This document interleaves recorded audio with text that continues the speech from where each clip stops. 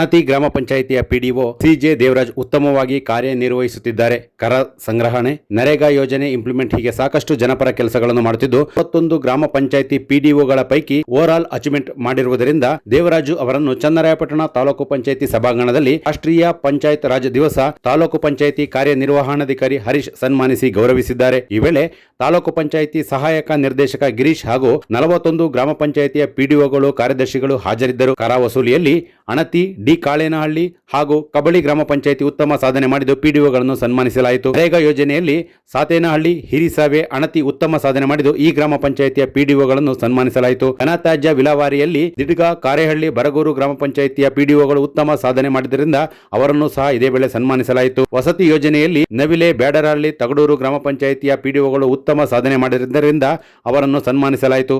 ಅರಿವು ಕೇಂದ್ರ ನಿರ್ವಹಣೆಯಲ್ಲಿ ಗ್ರಾಮ ಪಂಚಾಯಿತಿ ಉತ್ತಮ ಸಾಧನೆ ಮಾಡಿದ್ದು ಗ್ರಾಮ ಪಂಚಾಯಿತಿಯ ಪಿಡಿಒವನ್ನು ಇದೇ ವೇಳೆ ಸನ್ಮಾನಿಸಲಾಯಿತು.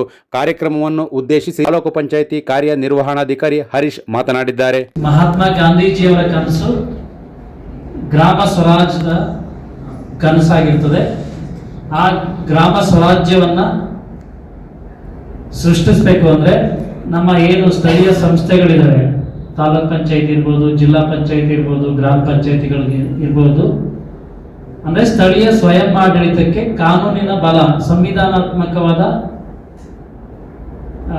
ಬಲವನ್ನು ತಂದುಕೊಡ್ಬೇಕು ಅಂತ ಹೇಳ್ಬಿಟ್ಟು ಭಾರತದಲ್ಲಿ 1992 ಡಿಸೆಂಬರ್ 22ನೇ ಇಸ್ವಿನಲ್ಲಿ ಪಂಚಾಯತ್ ರಾಜ್ ಕಾಯ್ದೆಯನ್ನ ಲೋಕಸಭೆಯಲ್ಲಿ ಜಾರಿಗೆ ತರ್ತಾರೆ. ಅದಾದ ನಂತರ ರಾಜ್ಯಸಭೆಯಲ್ಲಿ ಆ ಕಾಯ್ದೆ 23ರಂದು ಡಿಸೆಂಬರ್ 23, 1992ರಂದು ಅಂಗೀಕಾರ ಆಗ್ತದೆ. ಅದಾದ ನಂತರ ನಮ್ಮ ರಾಷ್ಟ್ರಪತಿಗಳು ಏಪ್ರಿಲ್ 23, 1993ರಂದು ಈ ಕಾಯ್ದೆಯನ್ನು ಅಂಗೀಕರಿಸ್ತಾರೆ. ದೇಶದಾದ್ಯಂತ ಈ ಪಂಚಾಯತ್ ರಾಜ್ ಕಾಯ್ದೆ ಏಪ್ರಿಲ್ 24, 1993ರಿಂದ ಜಾರಿಗೆ ಬಂದಿದೆ. ವಿಶೇಷವಾಗಿ ನಾವು ಕರ್ನಾಟಕಕ್ಕೆ ಅಭಿನಂದನೆಯನ್ನು ಸಲ್ಲಿಸಬೇಕು. ಯಾಕೆ ಅಂದ್ರೆ ಏಪ್ರಿಲ್ 24ನೇ ತಾರೀಕು 1993ರಲ್ಲಿ ಜಾರಿಗೆ ಬಂದಂತ ಕಾಯ್ದೆಯನ್ನ ಕೆಲವೇ ದಿನಗಳಲ್ಲಿ ಅಂದ್ರೆ ಮೇ 10ನೇ ತಾರೀಕು, ಏಪ್ರಿಲ್ 24ರಿಂದ ಮೇ 10ಕ್ಕೆ ಬಹಳ ಅಂತರ ಏನಿಲ್ಲ, ಅಷ್ಟರಲ್ಲೇ ನಮ್ಮ ಕರ್ನಾಟಕ ಸರ್ಕಾರ ಕರ್ನಾಟಕ ಗ್ರಾಮ ಸ್ವರಾಜ್ ಮತ್ತು ಪಂಚಾಯತ್ ರಾಜ್ ಕಾಯ್ದೆಯನ್ನು ಜಾರಿಗೆ ತರ್ತದೆ. ಆ ಕಾಯ್ದೆ 3 ಹಂತದ ಪಂಚಾಯತ್ ರಾಜ್ ವ್ಯವಸ್ಥೆಗೆ ಅವಕಾಶವನ್ನು ಕಲ್ಪಿಸಿದೆ.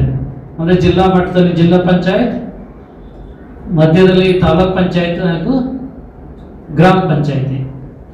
ನಿಮ್ಗೆಲ್ಲ ಗೊತ್ತಿರಲಿ, 20 ಲಕ್ಷಕ್ಕಿಂತ ಕಡಿಮೆ ಇರ್ತಕ್ಕಂಥ ಜಿಲ್ಲೆಗಳಲ್ಲಿ ಕೇವಲ 2 ಹಂತದ ಪಂಚಾಯತ್ ರಾಜ್ ವ್ಯವಸ್ಥೆ ಇದೆ.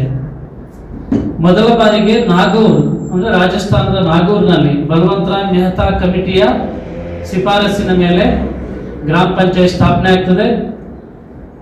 ಗ್ರಾಮ ಪಂಚಾಯತಿ ವ್ಯವಸ್ಥೆ ಸದೃಢಗೊಳ್ಳಲಿಕ್ಕೆ ಕರ್ನಾಟಕ ತನ್ನದೇ ಆದ ಕೊಡುಗೆಯನ್ನು ನೀಡುತ್ತದೆ. ನಾವು ಪ್ರಮುಖವಾಗಿ ಪಂಚಾಯತ್ ರಾಜ್ ಸಿಸ್ಟಮ್ ಬರಲಿಕ್ಕೆ ಇಂದಿನ ಪ್ರಧಾನ ಮಂತ್ರಿಗಳಾದಂತಹ ರಾಜೀವ್ ಗಾಂಧಿಯವರನ್ನ ಹಾಗೂ ನರಸಿಂಹರಾವ್ ಅವರನ್ನ ನಾವು ಸ್ಮರಿಸಲೇಬೇಕಾಗ್ತದೆ. ಏನು ಪಂಚಾಯತ್ ರಾಜ್ ವ್ಯವಸ್ಥೆ ಅಂದ್ರೆ, ಈಗ ರಾಜ್ಯ ಮತ್ತು ಕೇಂದ್ರದಲ್ಲಿ ಸರ್ಕಾರಗಳಿದ್ದಾವೆ, ರಾಜ್ಯ ಸರ್ಕಾರ ಮತ್ತು ಕೇಂದ್ರ ಸರ್ಕಾರಗಳಿದ್ದಾವೆ. ನಮ್ಮಲ್ಲೂ ಕೂಡ ಅಂದ್ರೆ ಗ್ರಾಮ ಮಟ್ಟದಲ್ಲಿ ಸ್ಥಳೀಯ ಸರ್ಕಾರಗಳು ಕೆಲಸ ಮಾಡಬೇಕು ಅಂದ್ಬಿಟ್ಟು 3 ಹಂತದ ಪಂಚಾಯತ್ ರಾಜ್ ವ್ಯವಸ್ಥೆಯನ್ನ ಭಗವಂತರಾಯ್ ಮೆಹ್ತಾ ಕಮಿಟಿಯ ಶಿಫಾರಸಿನ ಮೇರೆಗೆ ತರಲಾಗಿದೆ.